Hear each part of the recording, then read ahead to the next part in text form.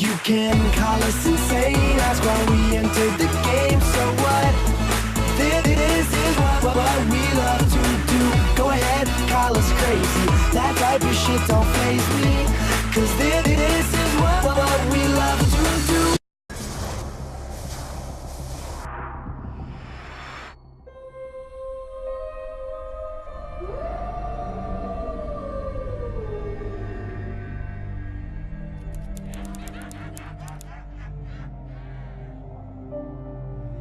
Where are we going from here?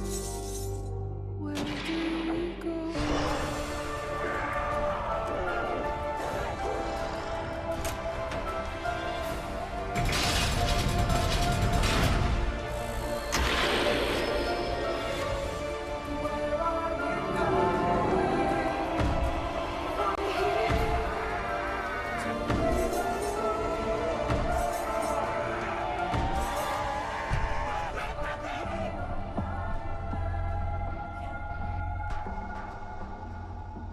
It was a challenge to try and capture something as iconic as Alcatraz.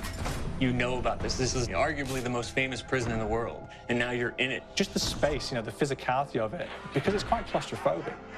When modern-day prisons are designed, they really consider not intimidating people or making the spaces, as least stressful as possible. Well, Alcatraz didn't suffer from those restrictions. They did the research, they went out, studied Alcatraz, not just from books or internet. They were actually there to feel the environment, so it really sets a mood that gets you a little spooked. Well, we kind of started with the base layout of Alcatraz. The entire island we ended up roughing out in kind of a white box form, and then figuring out what play spaces we wanted to use out of that, what would be the most interesting areas to play in, and the connections between spaces, and spaces that the public doesn't necessarily get to go into. We really did a lot of pushing to really enhance that psychological horror aspect that we're really looking for. And this is a really good opportunity to really tell something special. Like I got stuck right through the gates to hell. This time around, I feel like it's been identified that there are these side missions that you're going to go out and try to accomplish. Al and the rest of the groups put together this escape plan, but the point is to get the parts and assemble this plane so they can get off the island.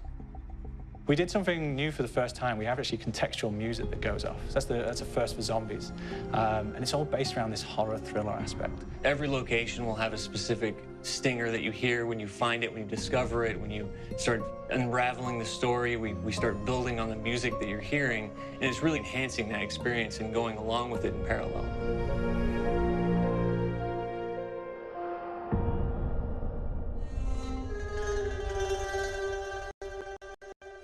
Because we wanted to embrace this kind of horror thriller element, we wanted character actors, guys who could really embody someone and then convey emotion. So that's why we went for guys like Ray Liotta, getting in that kind of guy, we wanted a frantic nature. So he plays a character called Billy Handsome, who's this kind of psychopath who would be employed by the mob to kill people in interesting ways. Chaz Palminteri, he plays a guy called Sal DeLuca, an old mob boss. Michael Madsen playing Finn O'Leary. He's kind of worked himself from the floor, from the streets. He's got his hands dirty in the blood and the guts a couple of times. And then we had Joe Pantoliano, and he plays Arthur Arlington, who's nicknamed the Weasel. Those guys, they bring a quality and a subtlety and timing that you can't really identify or try to recreate. Bring it on, dirtbags! You start off in the afterlife mode, and that's just going to be what's going on. You're going to try to solve the mystery from the second you start.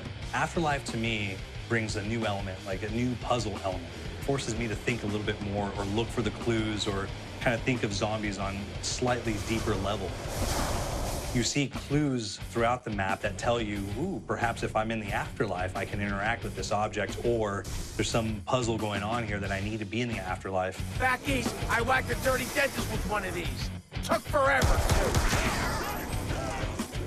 Alcatraz has a Civil War kind of fort background before it turned into a penitentiary. And so we had this kind of backstory, the idea that the warden would have collected Civil War weaponry. And one of them is a blundergat. It's a fictional weapon, but the idea of the combination between a blunderbuss and a Gatling gun. And possibly, there might be a way of upgrading it to a more fantastical weapon that the players may find. You all gotta go sometime. You just went now. There's one main zombie, one big zombie that's going to come through and wreak havoc on your life. He'll lock down the perk machine, he'll close down the box, so you have to pay to get that open again. So you don't want him to interfere with your process. Now's a good time to pick a fight. It's a fun challenge. It keeps things moving forward. In terms of perks, we have a new perk called Electric Cherry.